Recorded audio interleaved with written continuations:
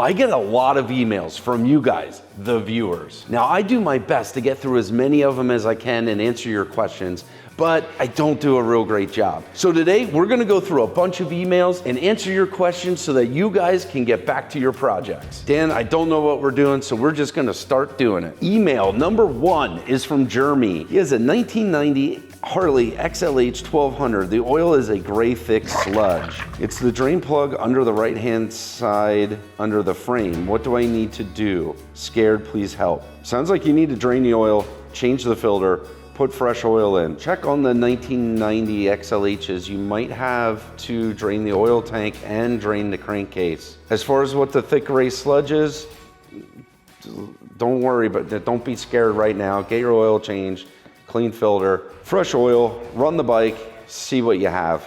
Go from there. Our next question comes from Cody. Cody asks, can you answer me on what motorcycle symbol this is? I don't know, let me look at the picture. No, I can't. But Dan's gonna put a picture of it up here on the screen. Right here. So we're gonna see if the comment section knows. In the meantime, Dan is gonna help. He's gonna come in and do some Googler magic. Can you zoom in on it? And while he's doing that, I'm gonna start answering more questions. Okay, our next email comes from Joseph. What is that small air pump that you use? That's the Fantic. Right here, I got one. I got the small, medium, and larges. I got them here, I got them at my truck, my wife's truck, the shop, at home. I don't know, I like them.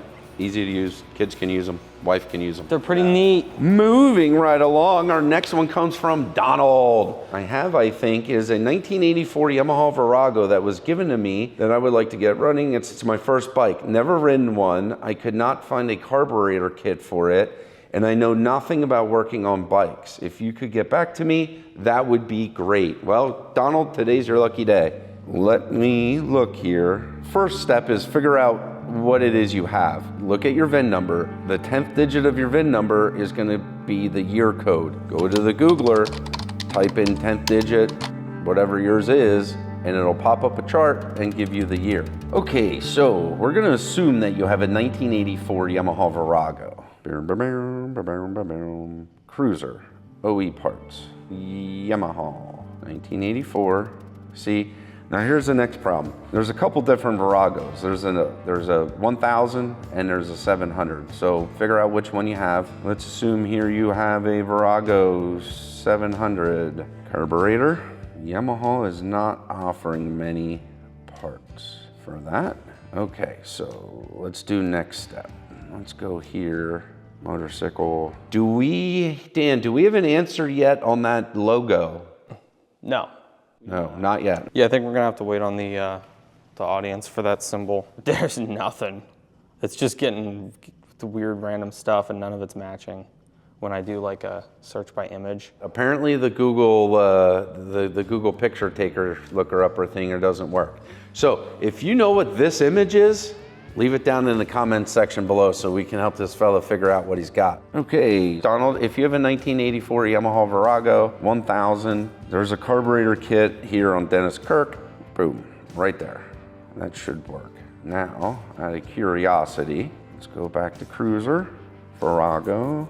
If you have a Virago 700, there's the carb kit. In stock, fits 700. There you go. They got them, they're available. Get yourself a manual, start wrenching, you got this. Next. Oh, nice, we got pictures.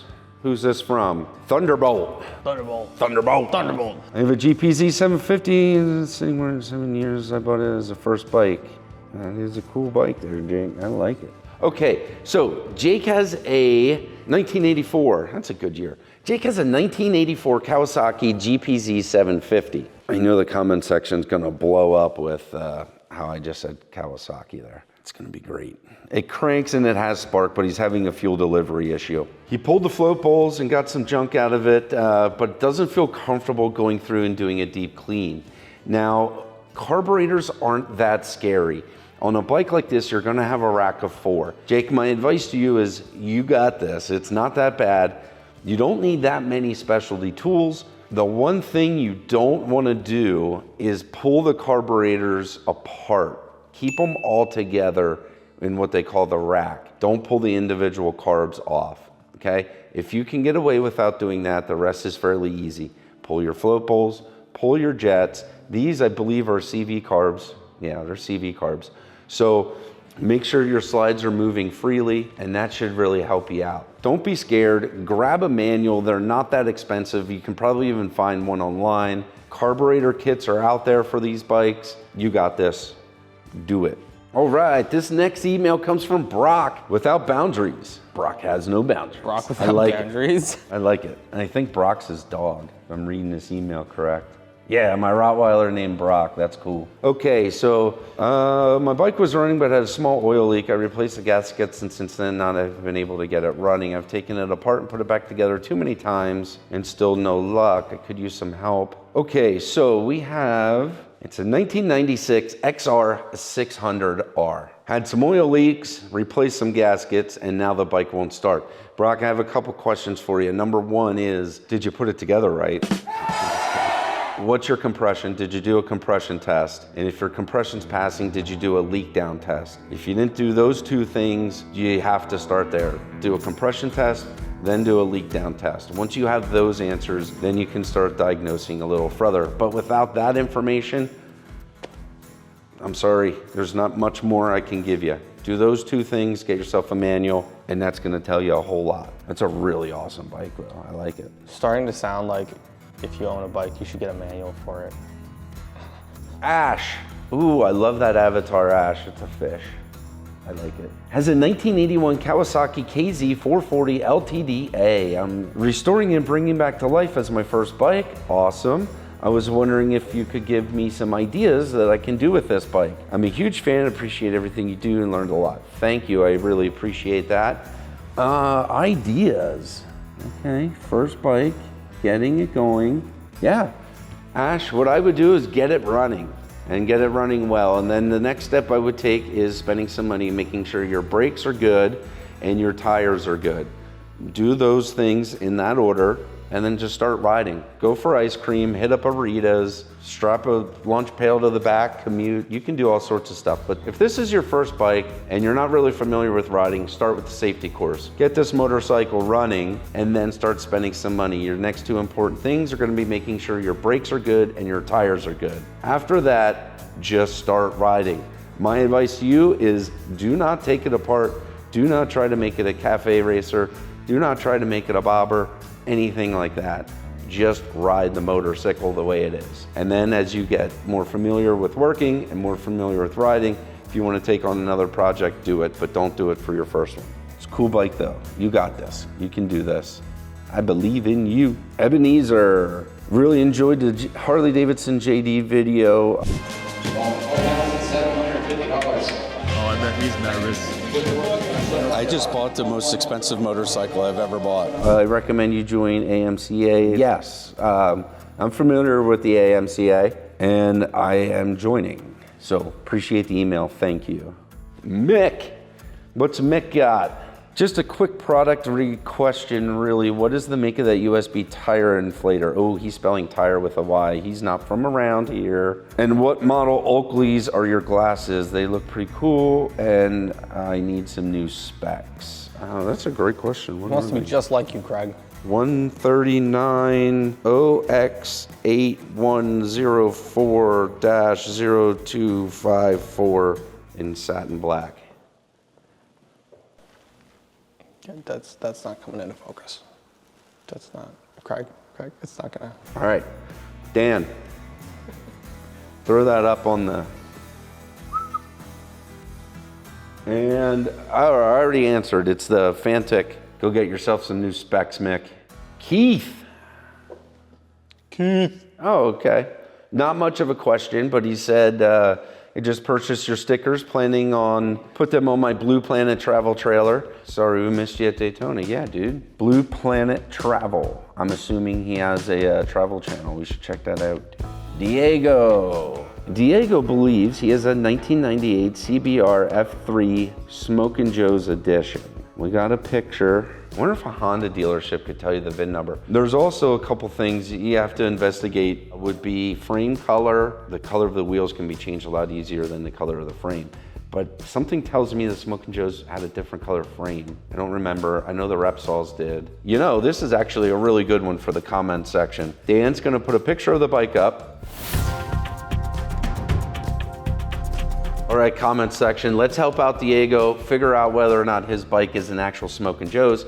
And I'll be honest, I read all the comments, so I'm gonna be looking and reading those comments as well. So hopefully I'll learn something as well. Okay, this next one is from Dan. Dan has a 1980 R80 BMW. I would really like to be able to make it a daily rider, but it's been so unreliable that I don't want to ride it. Do you know of any good BMW mechanics in the Houston area that I connect with to go through this bike to get it back on the road? I don't offhand. However, the comment section might. If you know any good BMW mechanics, especially guys that are good with the older BMWs in or around the Houston area, let's help out Dan and put it down in the comments. Try to get his bike back on the road for him. That would be awesome. Okay, our next email is from Seth. I am not a rider yet, but I've been looking to get into it for a long time. I was looking and found a 1974 Honda CB360. Pictures attached.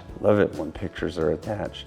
Have you had experience with this one? Do you think it would be a good beginner project bike? I'm still waiting to hear back on a gear that is broken. Okay, there I see a broken gear. All right, let's look here at something. What kind of parts availability we got here? Air cleaners available. Yeah, man, there's a lot of stuff available. Yeah, I'm liking it. I'm liking where this is headed, Seth. I think the CB360 there's enough of them out there that there is aftermarket support. I just looked up some of the OE parts. There are a lot of that stuff's available yet. I think you found yourself a good project. It's a pretty simple bike to start learning on, to both work on and then ride. Yeah, man, get yourself a manual. Yeah, I'm liking what I'm seeing here. Let me look at one more thing. Windshields, exhaust gaskets, wheel bearings, coils, petcock, and batteries. Yep, I like it. I like it, Seth. March forward. Get yourself a manual. When you're ready to start riding, take a safety course. I'm liking it, dude. I am liking it. Desmond Beechcroft. Desmond. Hey, Craig and Dan, love the channel. I was wondering if you could recommend the best way to fix a tank with a small leak. Looks like previous owner used a 2-part epoxy to seal a pinhole. Thanks so much. Canada. Hey, Canada. Hey. Yeah, Canada. Okay, so I'm assuming here you're talking metal gas tank. I use this. Hold on. This is what I use. It's Caswell 2-part epoxy tank sealer stuff. This stuff's amazing. It seals metal tanks well. If they're just pinholes, that will definitely take care of it. If they're bad enough, but generally tanks are thin if you got rusty anyway until you get back to good metal. So yeah, if it's just pinholes, this is what I use. Caswell 2-part tank sealer. I tried the other stuff, never had much luck with it. I like that. Everett, is it possible to put a Harley-Davidson motor on a dirt bike frame, like a 450 dirt bike frame? Well, heck yeah, man, anything's possible. I put a dirt bike engine in a Harley frame. Don't want to go into more detail than that? Nope. Let us know how it goes. Yeah, send us pictures when you're done, Everett. This one here is from Laser Ace. 1985 Kawasaki Vulcan 700. So it sat in the garage for a long time. It was last registered in 2006. But I found no other history on the maintenance. Sounds about right. I'll list some of the things that I've done already. Oil change, coolant flush, front brake master cylinder, carb rebuilt, petcock rebuilt, front tire fuel lines, removed emissions. So it sounds like Laser Ace has done a few things to the bike here. I'm liking all of that. Now for the issues. It's hard to start 88% of the time, even with some help from starting fluid. The petcock is no longer using the factory vacuum, but it's sending fuel into the carbs. I know this by seeing gas come out of either drain screw on the carb when loosened. When it does start, the choke seems to work fine as I gradually close it as it warms up. However, every now and then it will kind of idle weird, like it's fine and then randomly stumbles out and corrects itself. Okay, let's take that and let me look at something here. What are we working on? 1985 Vulcan. Cylinder head. Couple things I would check here. Kawasaki's are known for having soft valves and what they call a sinking valve. And I don't think it's all in the valves, I think it's also in the valve seats. So what happens in some of these, and again, it's kind of a Kawasaki thing. What happens is, as your valve is beating up against your valve seat, and over time what happens is your valve actually sinks in the seat, and that raises that. So check your valve clearance, that's gonna be a big thing. The next thing is gonna be check for air leaks. Easiest way to do that is when you have the bike, fire it up, get some carb cleaner, get some starting fluid, and spray around and try to find any air leaks. Those are the two things when you say it's hard starting. First two spots I'd go. So just make sure those intake boots aren't cracked and you're not getting an air leak. But that's the first two places I would go. As for the starter, it's good, but the battery consistently dies. My guess is the stator rectifier isn't charging the battery consistently. I have a new stator if it needs it. Cool, stators are super easy to check. It'll tell you in the manual. Just grab a multimeter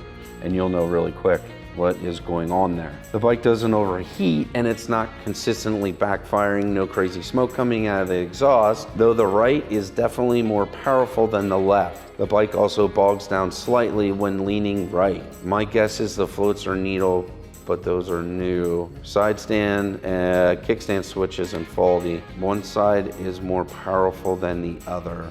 I don't know, check compression, check leak down. Maybe if you got a tight valve, like I just explained, that could do some of that as well. Make sure your carbs are set right. Make sure you sync your carbs with the DigiSync. They're available on our website. Yeah, get a book. You got this, Connor. I'm excited for you, dude. Send us some pictures when you have it all up and going. But yeah, check your valves, do a leak down, do a compression, and make sure you don't have any air leaks on that intake side, okay? That's where I would head. All right, let's see what Aiden got. 1983 Yamaha SX650, and I've been trying to get it running, however, it's got no spark, and I can't seem to figure out how to fix it. The previous owner said it's been running in the past 6 months. He said it shut off one day and didn't turn back on. I've replaced a coil pack and neutral switch relay, thinking that was the culprit, but had no luck. I've called the shops in my area and none of them want to work on older bikes. That is a thing these days. Dealerships aren't gonna touch anything more than a few years old, maybe 10 years old. And a lot of independent shops, they just, older bikes become money pits for them. That's what it is. I'm starting to lose hope that I'll never get it back on the Rotogram in the right direction. Well, let's take a look here, Aiden. Don't lose hope. Don't lose hope. Somebody smoking a pipe? I smell vanilla tobacco, Grandpa. Oh. That's your coffee, bro. That's your... Yo, it is. It smells delicious.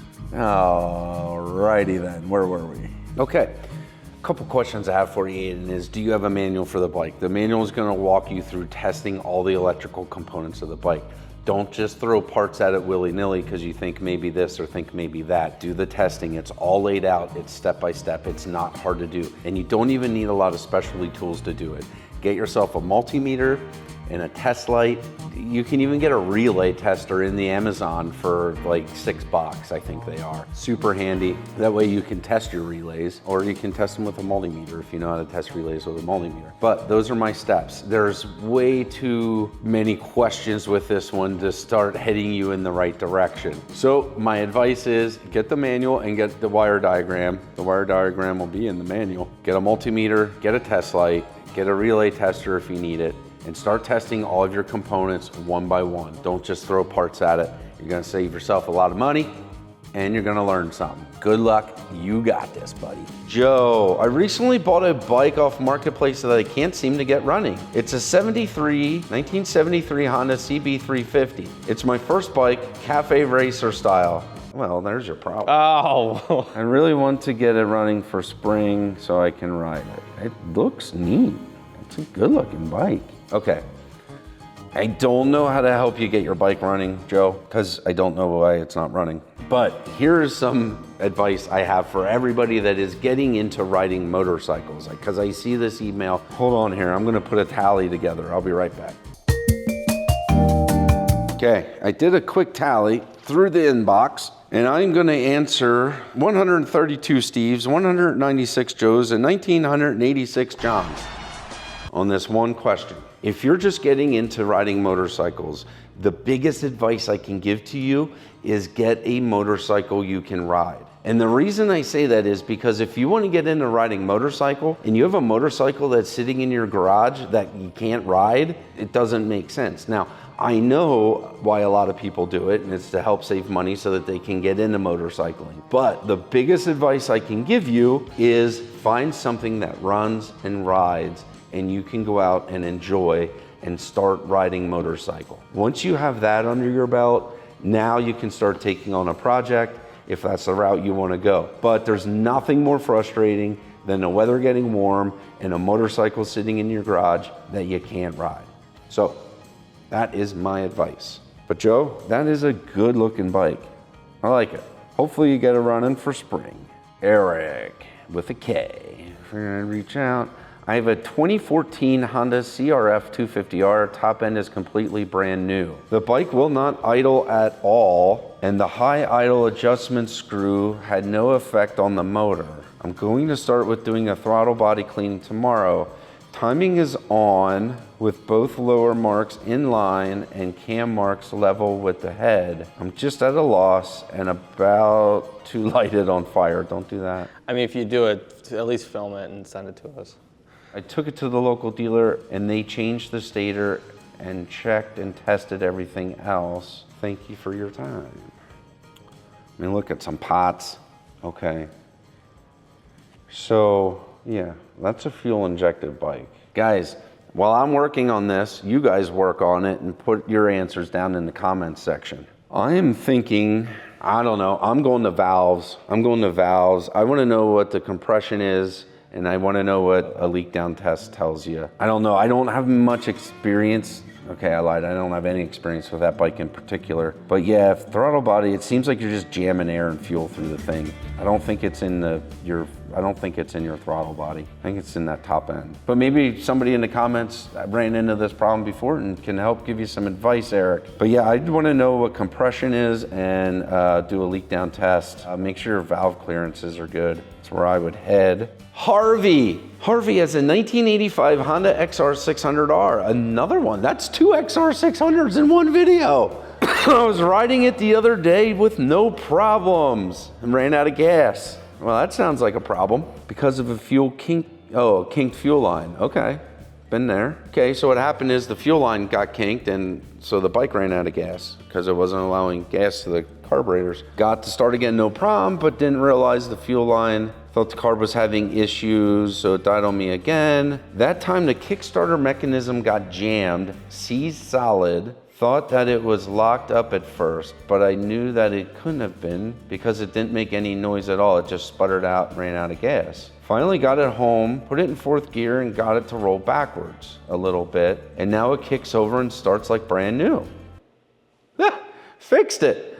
Fixed itself. I love it when that happens. Oh wait, but there's a little click, click, click sound behind the Kickstarter. Now I'm just wondering if it's gonna be something with the clutch basket or is it something simple going on with the kickstart mechanism? I know you probably won't get a hold of me until I already have it pulled apart and figured out, but it's worth a shot. I don't know, Harvey, did we beat ya? 1985 Honda XR600. Yeah, that's the problem. I say it's a problem. Okay. So the worst part about these XRs is you got to pull that whole, I guess a lot of bikes were like this, but you got to pull that whole right side cover off. It's not a huge deal. And you got some oil lines going to it, your oil filter housing and everything. But yeah, you pull that right side cover off. What I would do is order the gasket. I would just make sure you have the gaskets for that cover, and I would do the seals and crush washers for your oil lines while you're in there. Pull it apart. That's super interesting. I don't know what would cause that though. These kickstart shafts, I've seen them snap on quite a few XRs. I don't think we have an issue like that. Obviously your kick shaft's not snapped, but there's some soft metals in there. I wonder if you just got a tooth knocked off one of these gears. Between the clutch basket and the kickstart, you have that idler gear. Maybe one of those gears you just chipped a tooth and it was bound up, and then when it rolled backwards, it fell out. If that's the case, when you pull that cover off, you'll find it and pull it out and then put the cover back on and just forget about it.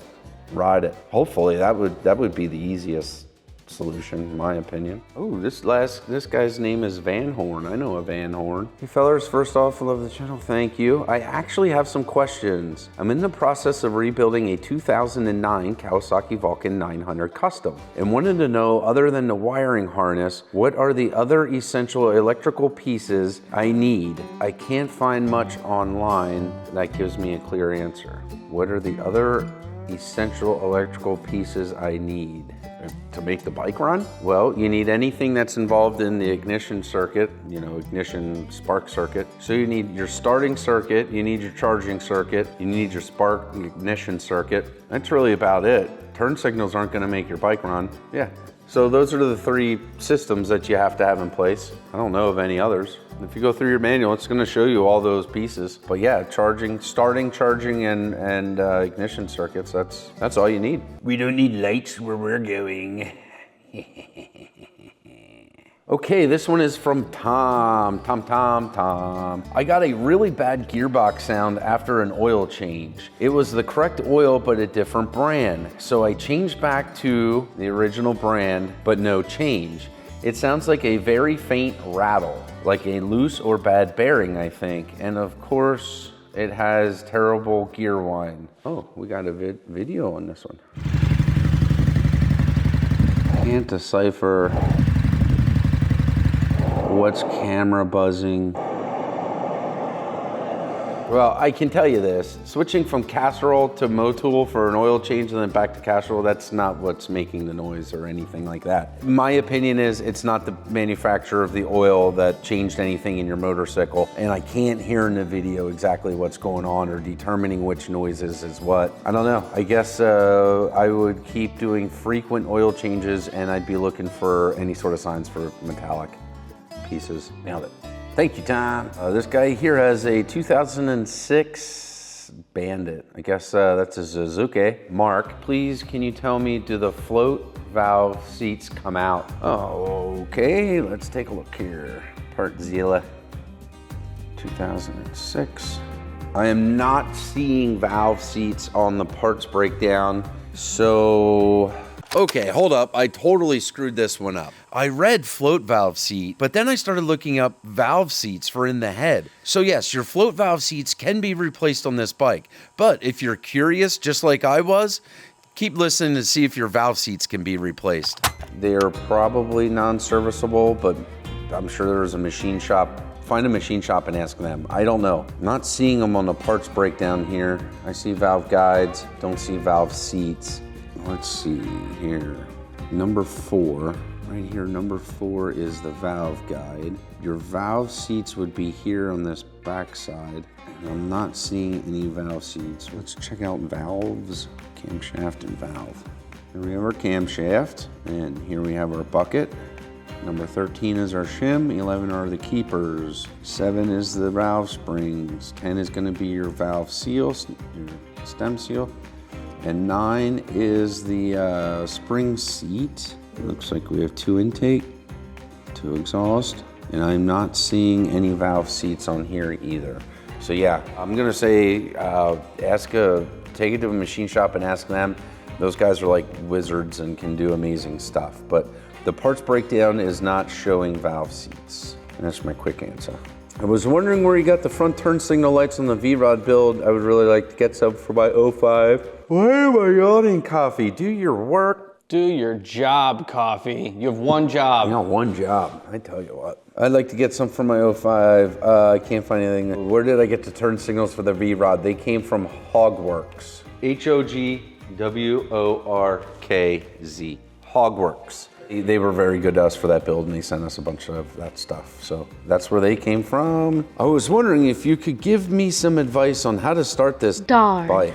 Been working on it for the last couple of months and done all the routine checks. It has spark, it has air. I don't have the exact compression numbers, but the engine does turn over and have done the good old hand test. Imagine he's like putting his thumb over the plug hole and it pushes your thumb off. I've also rebuilt the carbs and cleaned them out. I think the main issue is that the engine still isn't getting gas, but I really don't know why. Any help would be much appreciated. All right, Owen, well, hey, if that's your question, here's the easy way to tell is take your air cleaner out, get yourself some starting fluid, crank the motorcycle, spray the fire sauce into the air box and see if it pops off. If it pops off, I'm gonna say you got a fuel issue and you gotta go back to them carburetors. But yeah, that's gonna tell you a whole lot. So yeah, that's what I would do. All right, there you have it. We went through a ton of emails answering questions. If you have any information that can help anybody, put it down in the comments section below. We're gonna try to have a really good motorcycle community here